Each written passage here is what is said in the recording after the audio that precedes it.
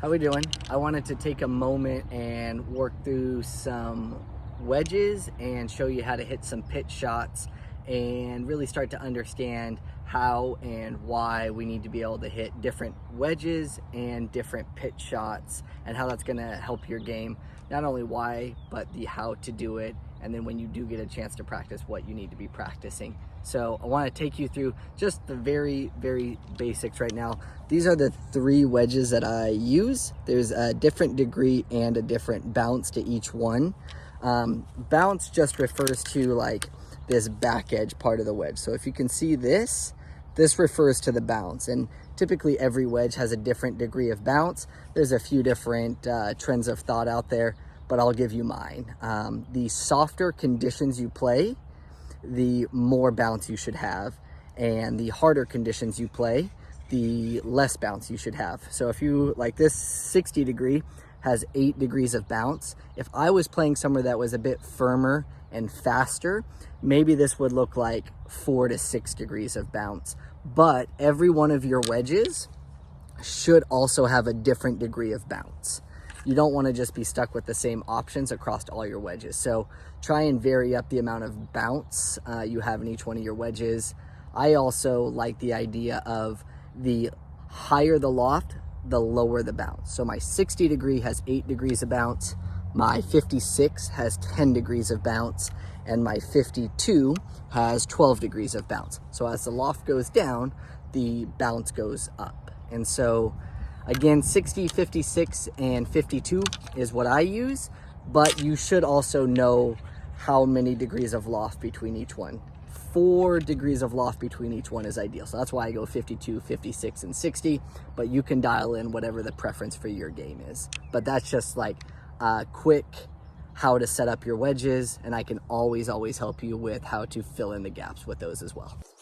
So set up behind me here is a quick pitching game that I use from time to time. It's just a yardage set up to 10, 20, 30, 40, and 50 yards. So from 10 to 50 yards in 10-yard increments.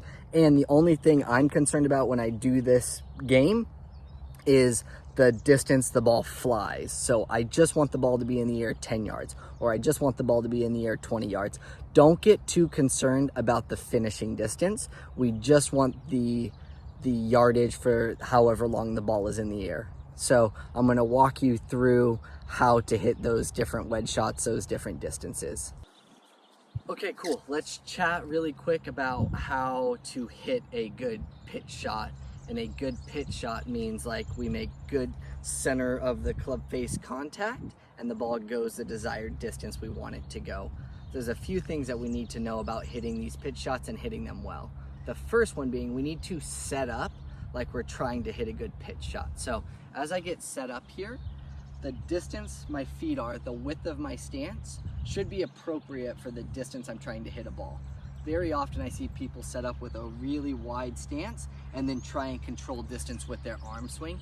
It's not that it doesn't work, it just doesn't work very often, leads to inconsistent shots. So something I like to see is your feet a little bit closer together, and what that's going to do is it's going to limit how big you can swing, and because we're limiting how big we can swing, we start to be able to take out the variables for how far we need to be able to hit shots.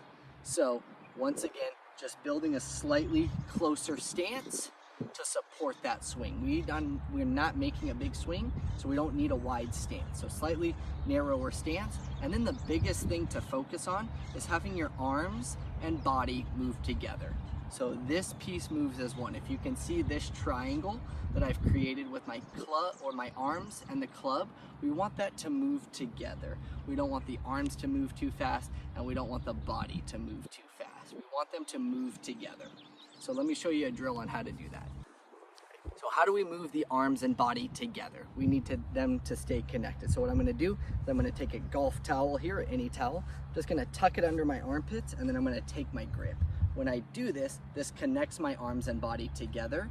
And what it allows me to do is as I swing back, it allows me to feel them stay connected. If my arms move too fast or away from my body, I'm going to lose the towel. So again, just tuck this under here and here. And what you want to do is as it stays tucked under, you want to think about your chest and arms kind of turning away from the target and then turning back through to the target to where those two pieces are moving together. So again, that looks like this.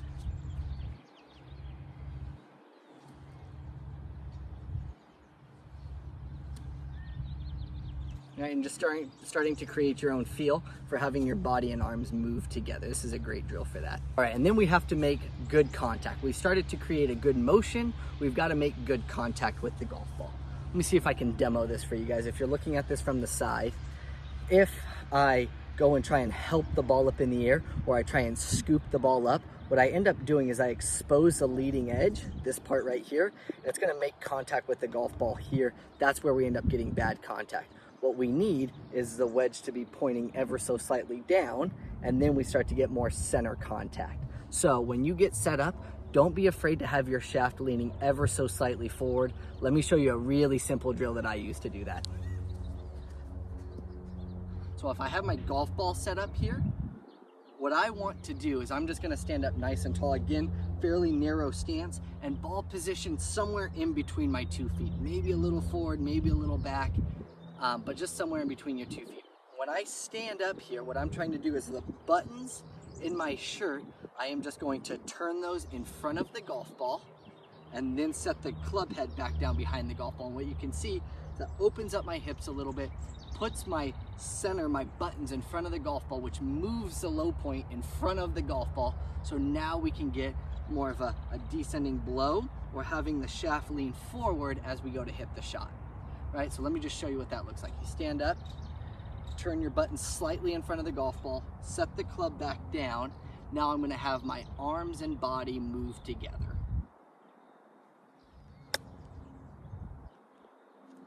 Okay, I wanted to show you another way to make better contact with your wedges. It's one of my favorite drills, and one, even when I'm struggling making good contact with any of my clubs, that I go back to because it's so effective and it helps me just get back to making good contact consistently. So I have my club, and then I have an alignment stick.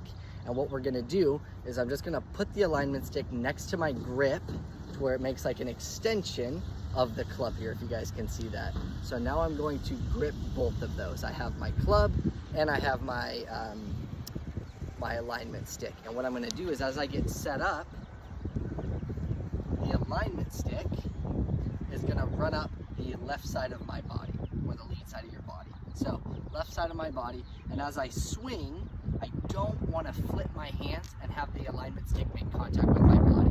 So what that's going to help me do is I have to rotate, I have to turn my body in order to keep the alignment stick away from me, right? And so you set this drill up, you'll make a few swings here. You don't want to swing too big, because once you start to swing big, the stick's going to hit you anyway. So keep it a relatively short swing, and just practice having that stick stay away from you. Again, it's another way to get your body and arms to move together. And the last piece with this, I hope I'm not gonna offend or piss off any dads out there, but if you've ever been told to keep your head down in the golf swing, it's maybe the worst advice you could possibly get. And it's not that the advice is coming from a bad spot, right? They're wanting to help you. It's just not good, because when your head stays down, your body can't really move. My head stays here, I can only move so much, right? I gotta have my head move so that my body can move. Think of a diver, right? Their body follows where their head goes. If their head moves this way, their body moves. So your head has to move in order for your body to move. If your head moves, your torso moves, right? Torso moves, your hips move. Gotta let your head come up. So don't be afraid to let your head come up. If you're afraid of thinning the golf ball or sculling it, it's because you're not making good contact, and that's because we need to get the low point back in front of the golf ball with the other drill I showed you. So as you go to hit these shots, imagine the stick running up the left side of your body. You can even hit golf balls with it. Grab my stick here, got this, and now I'm gonna rotate my body. I'm gonna let my head come up so I can see where the golf ball is going. My head comes up, the body will turn too. That looks like this.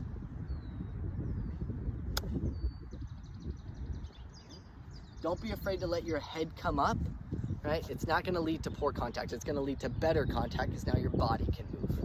Cool, so we talked about how to get the arms and body to move together. We did the towel drill. We talked about how to make good contact. We moved the center of the body, or the low point of the swing, slightly in front of the golf ball, right? And now we have to talk about how to hit these shots different distances. And it's not as hard as you think. We control distance with two variables: length of swing and speed of swing.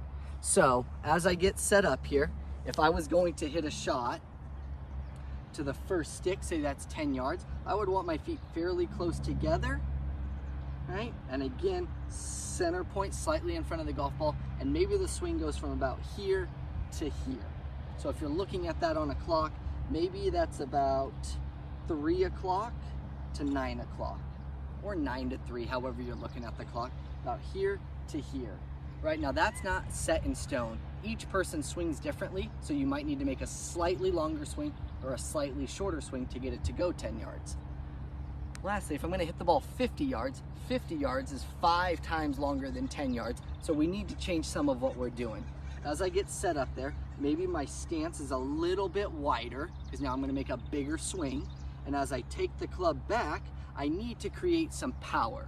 So as I create power, this hinge here, when the club starts to come up, this creates a good deal of power.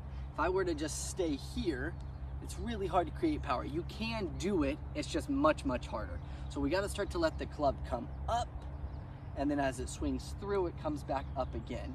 So gonna start to hinge the golf club, and that's gonna create some power for us. That looks like this. Little wider stance, center still in front of the golf ball. As I swing back, I want the club to hinge up. So now this is much higher than it was here for my 10-yard shot. The club is much higher for that. And as I swing through, I want my chest and my hips to be facing the target. Looks like this.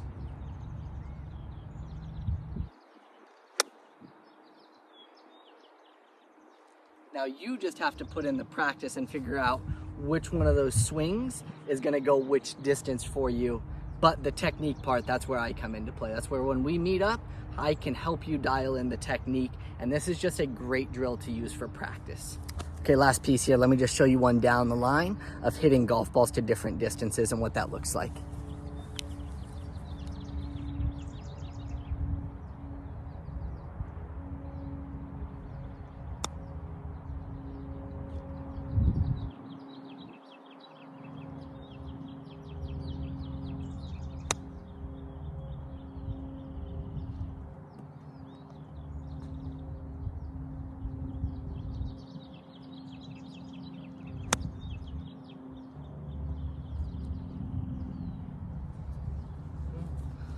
So again, use different wedges for different shots. I went over the wedges that I use and what I have in my bag. Just get comfortable using each one and knowing how far, which length of swing is gonna cause the ball to go different distances. So if I use my 60, it's maybe not gonna go as far as my 52 with the same length of swing, but it'll change the height of the swing. You just gotta put in the time to practice these different shots. Doing that, right, can either be done on your own and you can follow these videos, or we can even set up part of your sessions as practice to where I can show you how to do these drills and get the most out of your practice. But at the end of the day, like, golf is meant to be fun. So we got to just create fun drills like this to help us want to practice. Practice has such a negative connotation to it, like we feel like it's a task that has to get done. Let's just turn practice into something fun, makes it something you want to do. If you want to do it, you're going to spend more time doing it, and ultimately you're going to get better at golf. So hope this helps, and let's start getting you hitting better shots more often.